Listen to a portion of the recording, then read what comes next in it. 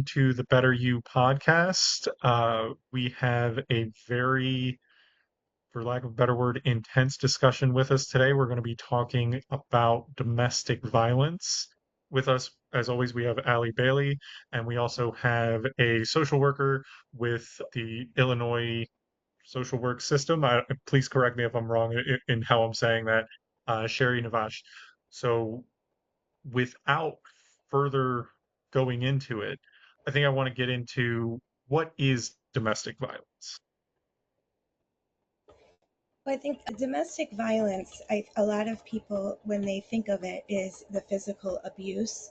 And when we're really looking at it, it's more of a power and control in the relationship where you have, if we're talking about an intimate relationship, there's psychological, emotional, different behaviors that typically start subtly. And as the relationship goes on, one party is there'll be different behaviors that they will engage in that sometimes you don't even realize that it's happening. And then the power balance becomes where one person is in total control and the other person is basically reactive and counting on how the other person is going to react with how they respond. And I think the biggest myth is that this just happens in families that you grow up with abuse or there's trauma, and that is not the case. It's prevalent in many different areas, and I think that that's what the most important thing is that it has nothing to do with intelligence, with your education. It's more to do with how one responds in a relationship.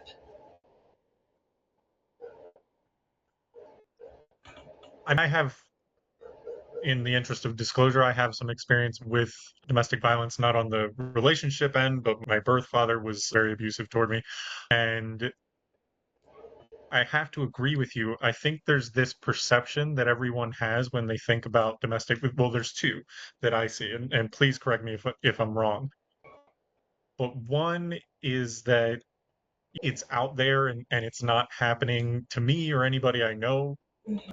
And in my experience, it may not be happening to you, but like probably somebody it's happening to, just because I've had now 4 or 5 people come to me because they were in an abusive relationship, and every single time I go, I never knew. Every time. There's never a single instance where I'm like, oh, I could see that happening. No, every time I never knew. And it's all walks of life, all different types of people, all different types of relationships. And so I think that this is such an important conversation to have because we have this idea that it's out there, it's not affecting us, it's not affecting our communities. There's maybe 1 or 2 people, but it's fairly prevalent, at least to me. And Yes. the other thing, oh, go ahead. Oh, no, I was agreeing with you. The other thing that I think a lot of people tend to get wrong is they always focus on the physical violence, and that it can be a very horrible, depending on where it is, part of domestic violence. But in my opinion, it's also a side effect of the abusive relationship, not the root of it or the only part of it. I grew up with corporal punishment where parents would spank their kids or hit their kids or whatever. And everybody in the town where I grew up, not everybody, but most of them, that's how it was. But there's a big difference between that and domestic violence or an abusive relationship with the parent, anyway. And I don't think that that really translates as well with an intimate relationship, but I do think that the physical violence part of it is, like I said before, a side effect versus the thing to focus on, if that makes any sense. Please correct me if I'm wrong. Yes. And when you think about it with physical violence, a lot of time you see it when a child might be acting up or when something happens, and it's more the parent's reaction to it. And I think over the years, what has happened now is corporal punishment has now become something that is not allowed if you leave bruises. And but when you look at domestic violence, whether it is a child or more so even with an intimate relationship, what you're looking at, and I have some words that I think sometimes we hear to explain a little bit. When you think of a surgeon or a professor or somebody extremely respected out there, you would never know what goes on behind closed doors. But one of the words you might have heard is gaslighting. And that's something where the abuser manipulates their partner into questioning their memory or perception or even their sanity. And again, this behavior starts very subtly. And so it starts when, and then over time it grows. So the more that the party, the abuser, is able to manipulate stuff that's going on in the house or different issues or with the children, you'll hear people sometimes start to question if even their day-to-day things when they're not in the house, if they're remembering things correctly, because what he's trying to do is psychologically control everything. And so another word sometimes you hear is coercive control, which is a pattern of behavior that they use to dominate, intimidate, where, oh, I'll take care of the finances so you don't worry about it. You work so hard. And then all of a sudden, why is the money missing? Or they'll put a tracker on the car. Well, I just want to make sure you're safe. So they're little things. And you're thinking, oh, that's really nice. He calls me all the time. He tells me I shouldn't hang out with this person anymore. But it becomes in all aspects of life. And that's why again, it doesn't have to do with how intelligent you are. It has to do with relationship and sometimes the party that you're involved with. You'll see that more with highly intelligent abusers that have a personality disorder, as opposed to just the violence. Yeah, I think that just again in my experience with it, one of the things that keeps cropping up is that it's this idea of control. The abuser is an abuser in the level of control that they demand from the lives of the people that they're abusing. And that's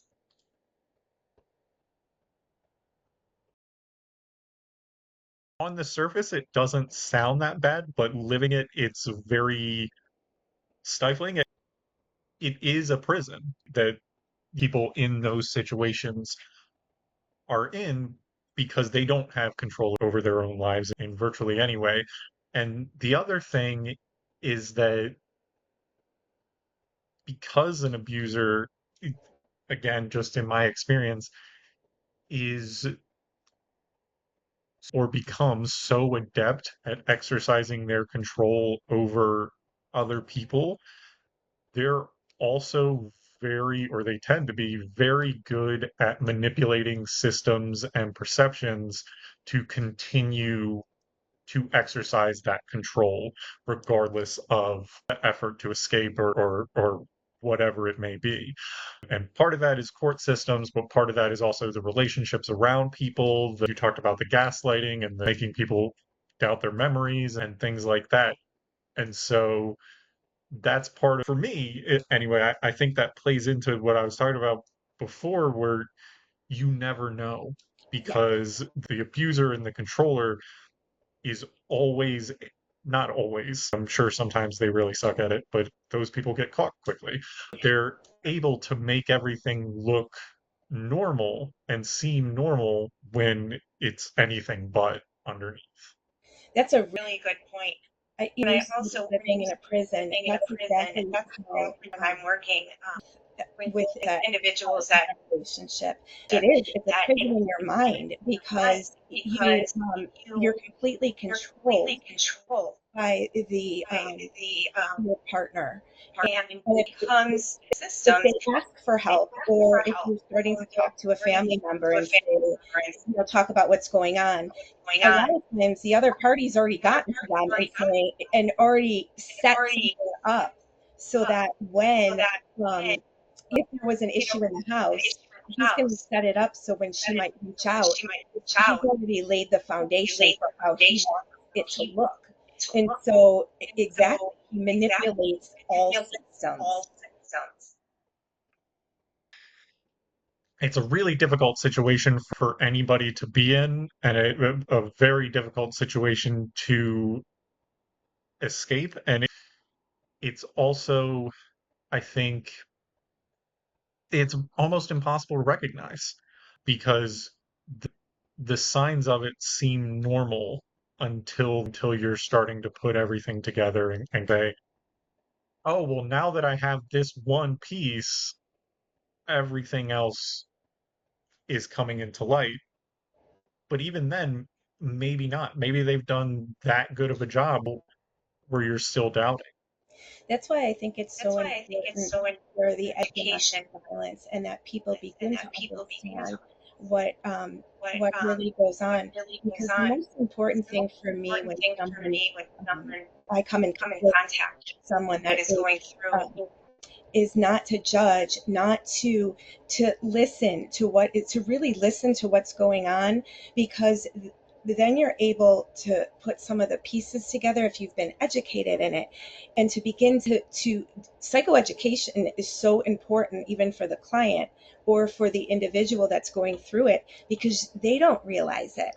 And so first you almost want to begin to teach them so that they're able to see and hold, even when they might still be in the house because they haven't been able to leave yet, they're beginning to understand it and find ways to survive in it by taking steps on what needs to be done to get them to a place where they can maybe talk to a lawyer, or but do it, you have to feel safe within yourself first. And a lot of times that's the hardest part, because when you're explaining it, if people don't understand, and it is, and then you can imagine for the person that can go in and do an 8-hour surgery on someone but then go home and feel hopeless and helpless. It's very difficult. Yes, and I was just going to jump in and mention that I say domestic violence doesn't discriminate between ages, populations, locations of people. I know that some folks might feel depleted of their financial stability when they're encompassed in one of these relationships, which also interferes with their ability to feel emotionally and mentally safe, right? Because if they don't have the funds available to maybe exit the situation, it's much more difficult for them to be able to say, hey, I can get out of this. But like you'd mentioned, Sherry, that it's at the end of the day, feeling the emotional safety, like I can stand on my 2 feet and be able to get through this. I know too that there's quite a few folks who don't feel that they have a lot of primary supports, and they feel very alone, especially if they do have children that are looking up to them for their safety as well. And Aaron made a good point. Again, the way that it's presented to other people is everything is fine. And so, how do you then make sense of it yourself when other people don't understand it? And I think that that's to begin to get the information out, and also that it can happen, that, and I think society, especially with everything on social media, wants to present things a certain way. So we're always looking at the outside of it. And do we really take the time? And I think this is an issue in general, not just in domestic violence, to really hear, listen about what's really going on. I think that is, it definitely requires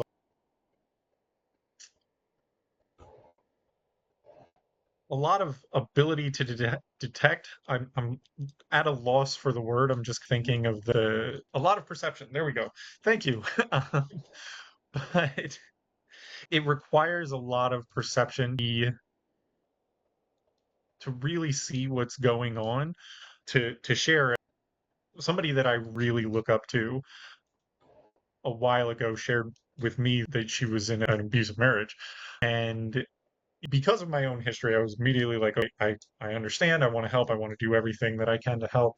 Um, and I was dialed in, but I still wasn't at the point where I could empathize. And maybe it's my own defense mechanism, like I don't want to go back there or whatever. But not too long ago, we were helping her emergency move out of her home with her husband, and he wasn't there and everything. And the move went as smooth as I've ever seen any move go. Everything was packed, loaded up really quickly. It was just incredibly smooth. And I could see in her demeanor and in her actions and everything just how heightened and on edge she was. And that part of it didn't register with me until that point of like, this is every day for her is like this level of anxiety. And just there's always going to be a next step with that. It takes a really long time in my experience to fully extricate yourself from an abuser, but that this is the right next step, and you that things are going to be a little bit better. And it's still just that level of tenseness, of fear and dread that's fully palpable when you see it on somebody else. One thing I wanted to say to you is that it's not lack of empathy, because that's one thing you definitely have. I think it is sometimes not always recognizing the intensity of it, because if you aren't in the home with her, you're not, that's the primary place. You're not going to see that intensity maybe when someone's outside the environment. And so, but you make a really good point. When you're in the middle of that and you're watching somebody that's leaving, they don't have to say anything, but you can feel it. And what it is for them day in and day out to have to live in that environment. And you make a really good point, I think, too, of, but when you know the person outside of that, there are the defenses that they begin to put up in order to survive. And you almost have to. And that then becomes the piece of it that is so difficult. The other word that we sometimes will hear is the cognitive dissonance of, well, it's not, you're holding two different beliefs about it. So maybe when you're not at home, oh, it's not so bad. It's just sometimes this happens, but yet the abuse. So you're going back and forth in your head over something. This isn't right, but then something, positive might have happened, and you take that as saying, so it's not as bad. Or he yelled but he didn't scream and keep me up all night, even though he did. It's, you end up getting caught in this loop. And so then again, you don't know what is true and what's not. And so as the friend, sometimes it is hard to, I think the piece of it is sometimes when things aren't matching up, but there's only so much you can do. And I think to be there with them and support is a big deal, because a lot of people, I think it's difficult for them to do that and to be able to even sit with that while you were in the home and going through that.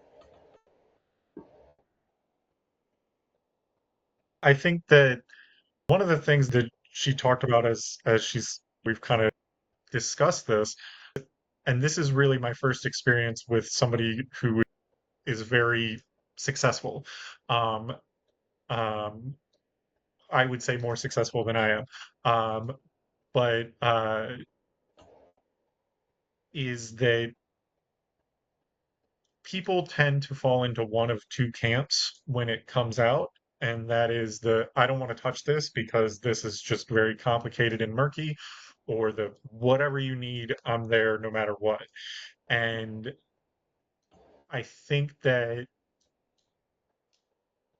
that's the for the abuser, that's the point, is they want as many people in that first camp as possible, because if it's murky enough and people don't understand or know or whatever, then it becomes more isolating. It becomes more difficult to extricate yourself from a situation, especially in a circumstance where if you're married to that person, if you have kids with that person, there are so many avenues that exist and for the abuser to use, and for the abused, it's just